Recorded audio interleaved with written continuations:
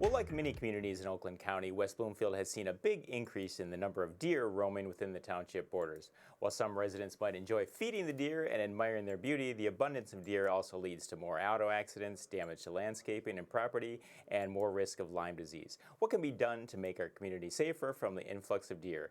Joining us now to talk all about it is our good friend, West Bloomfield Township Supervisor Steve Kaplan. Steve, thank you so much for joining us this morning. Good morning, Larry. Good to see you as always. So can you start off by talking about some of the issues that you've been made aware of over the years at Town Hall from the number of deer that we seem to have here in West Bloomfield? Number of deer in the neighborhoods is proliferating.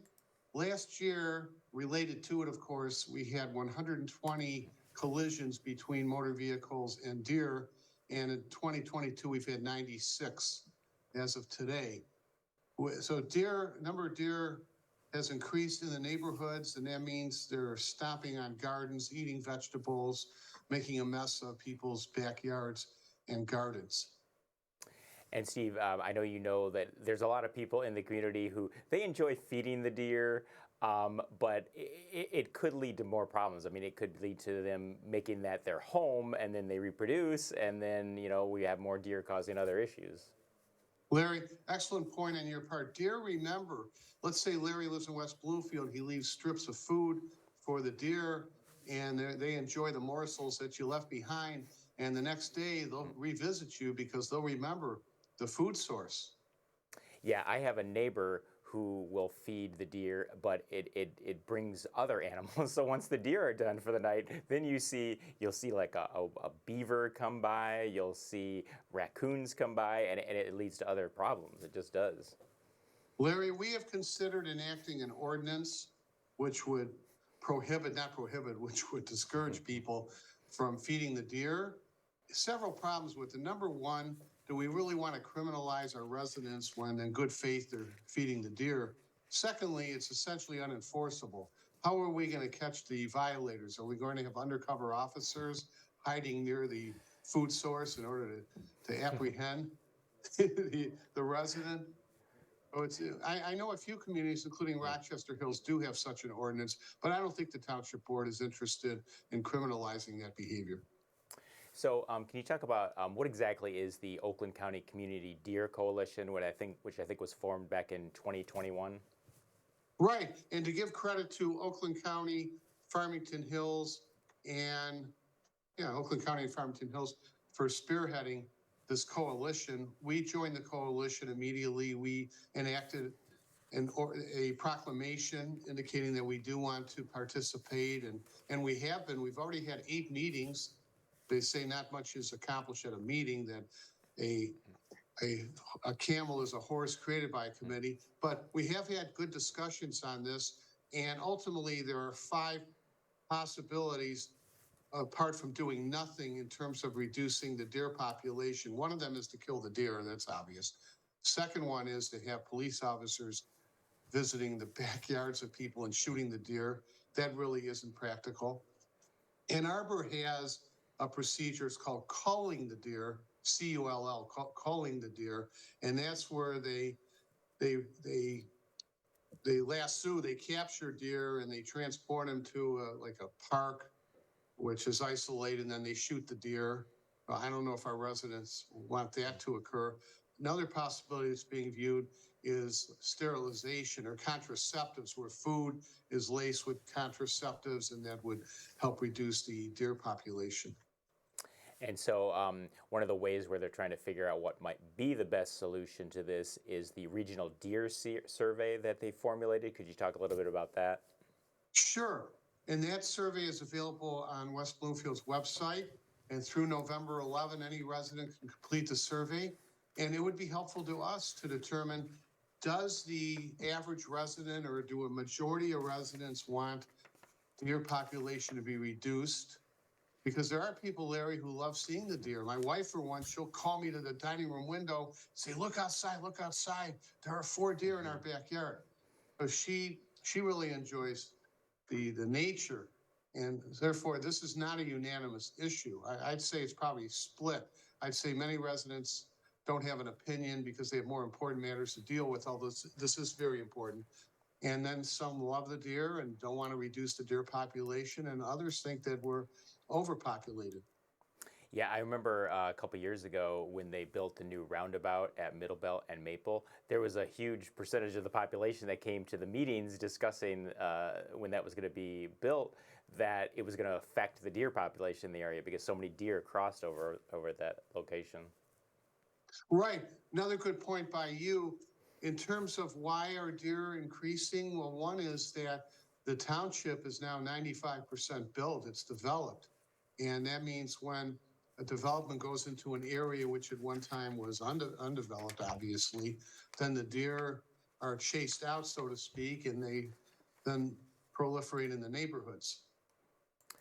So I had the chance to print out the survey yesterday. It's really not that long. It only has about 7 questions on it. I mean, it basically asks if how the deer have affected your life. Do you think it's gotten worse over the years? And if it has affected your home, do you think there's a monetary figure that you can put on it? So it's things that if people are interested in getting control of the situation, it's a real easy survey to fill out. Yes, and one gentleman sent a letter to the supervisor's office, and 3-page letter, very well written. Obviously, he has a scientific background, but he posed some suggestions, ideas for us. So you never know. It could be just one resident has an idea that the regional coalition would find palatable. And it could be that ideas from residents could lead to reducing the population of deer. I think you mentioned that like some communities, I know they did this in Rochester a couple years ago, where they kind of had like an evening where they were at a field where some of these deer gathered, and there was like kind of a mass shooting of these deer, and it kind of set some neighbors, into a bit of a frenzy, wondering what was going on. Is that something that you think is a possibility down the road in West Bloomfield, or you're trying to avoid something like that?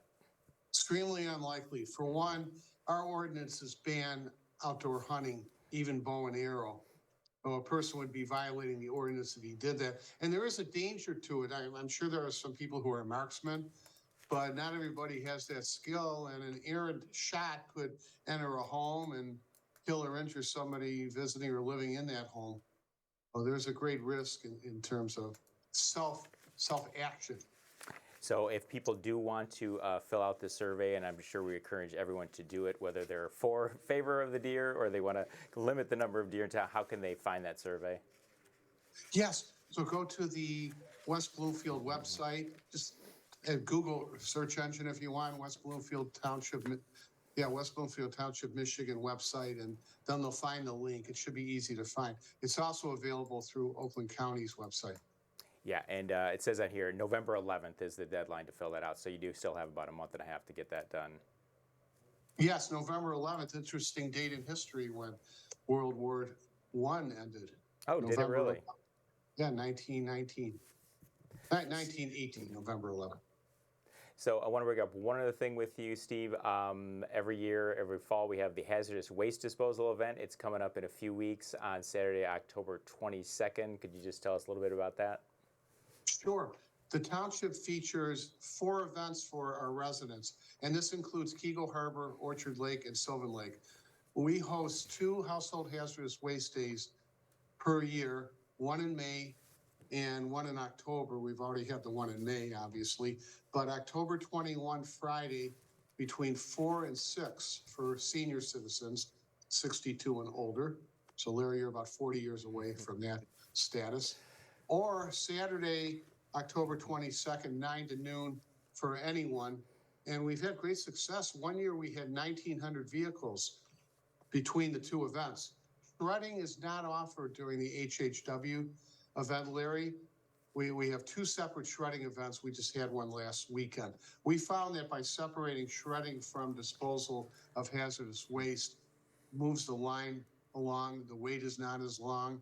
At one time we had cars that waited 2 hours, or motors that waited 2 hours from entering the Civic Center complex. By way of offering the Friday event for seniors and segregating shredding from household hazardous waste day, residents don't have to wait as long. It could be as short as a 20-minute wait.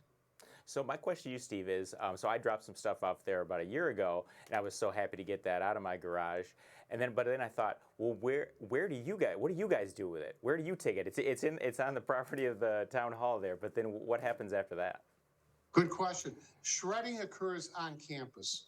We find that our residents want to be assured that the shredding is not, papers, documents are not taken to a dumpster. That's an easy issue. They have the trucks, meaning USA Environmental. They have trucks they shred on the premises. But what you're mentioning, yes, we don't dispose of it in a landfill. We have a reputable company, USA Environmental, out of Livonia, and they're serious about it. They do good work, and they probably wouldn't last in this industry if they were disposing of household hazardous waste in landfills or other sites. All right, Steve. Well, we want to thank you for joining us today. Wish you a fabulous weekend, and thank you and all your staff there at Town Hall for doing a great job for the citizens of West Bloomfield. Thanks, Larry. Thank you for inviting me.